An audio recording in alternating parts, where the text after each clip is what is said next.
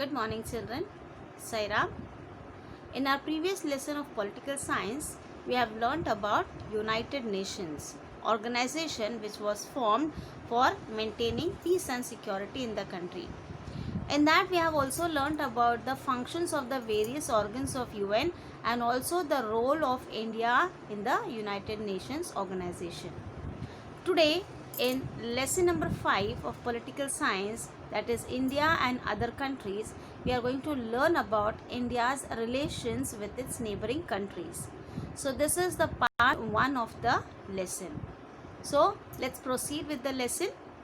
So, in this lesson, what are we going to learn?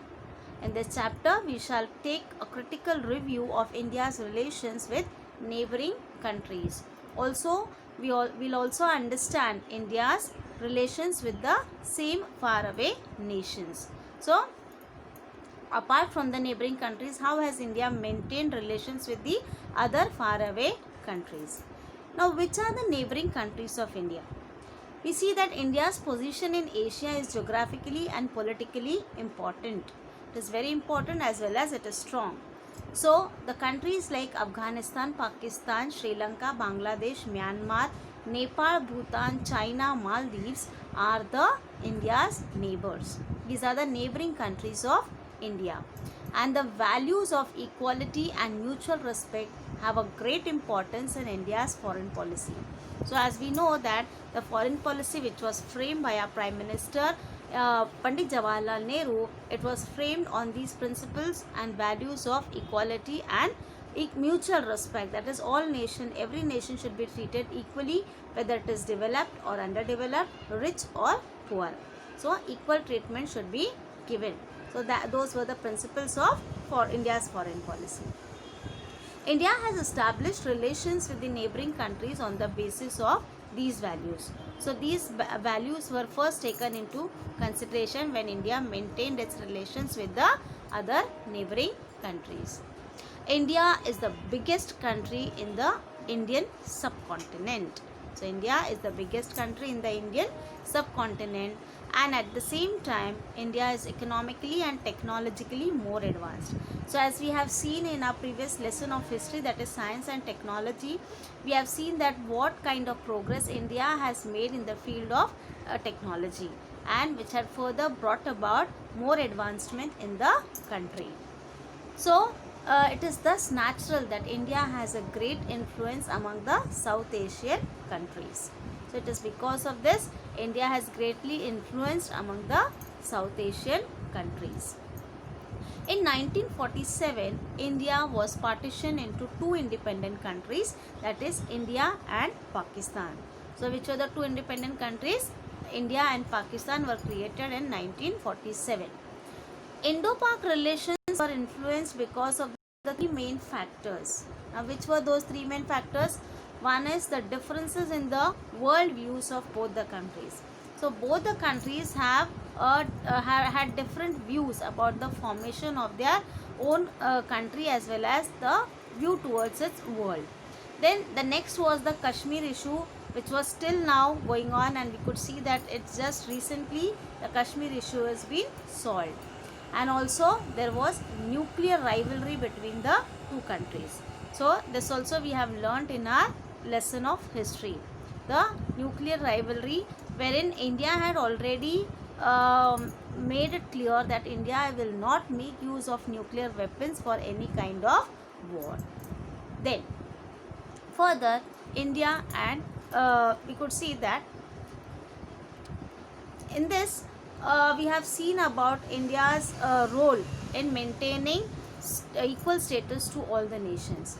Now, India and Pakistan had totally different worldviews, as we have seen. In line with Indian worldview, India opposed the military alliance of the Cold War and tried to solve the Indo-Pak conflict bilaterally.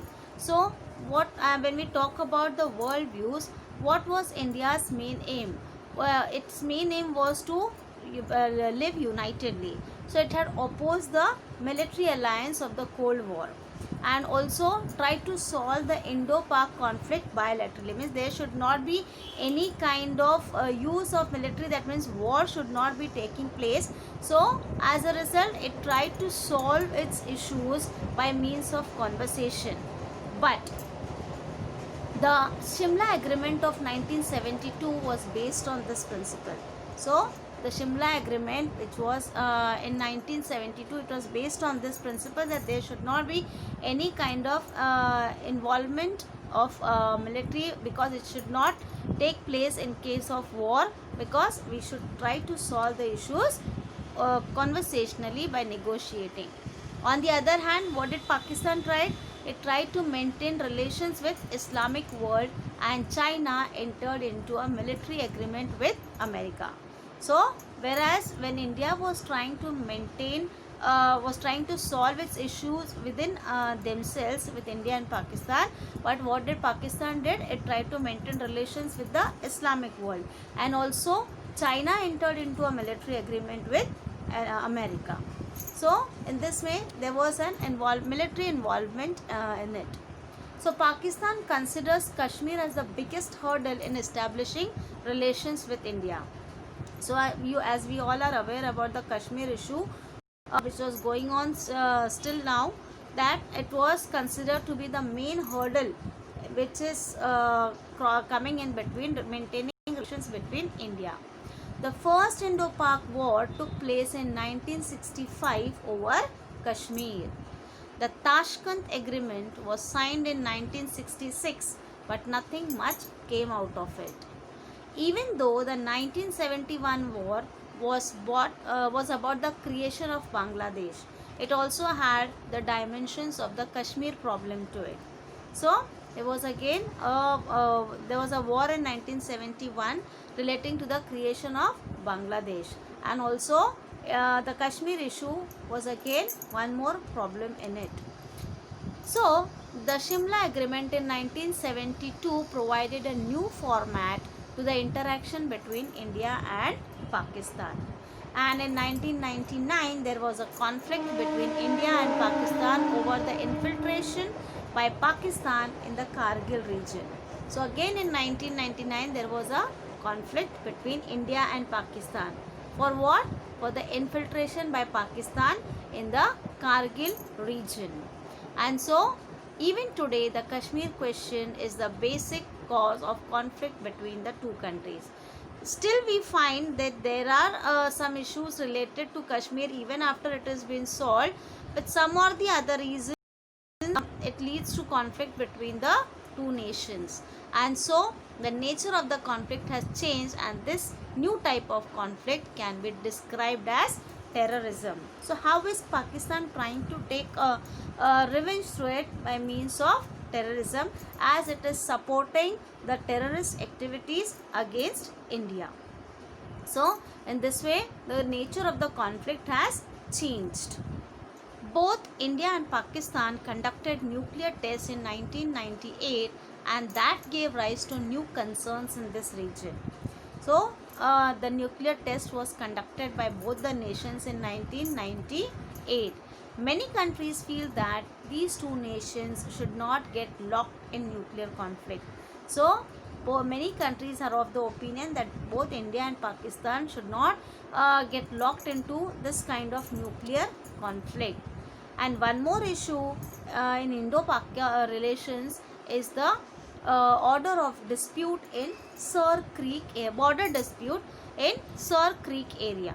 Okay, and so both countries have made efforts to establish dialogue with each other, but considering the way in which Pakistan is supporting terrorists against India and is engineering terrorist activities in India, all efforts at establishing dialogue are proving to be unsuccessful.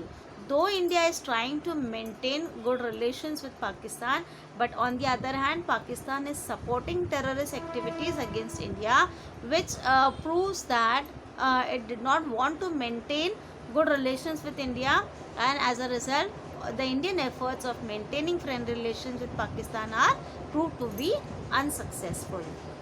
So children, In today's part 1, we have learnt about India and Pakistan relationship. What were the causes or what were the issues which were between India and Pakistan which could not be solved, and because of which there were conflicts between the two nations. We shall proceed the next part of our lesson in our next class. Till then, thank you children.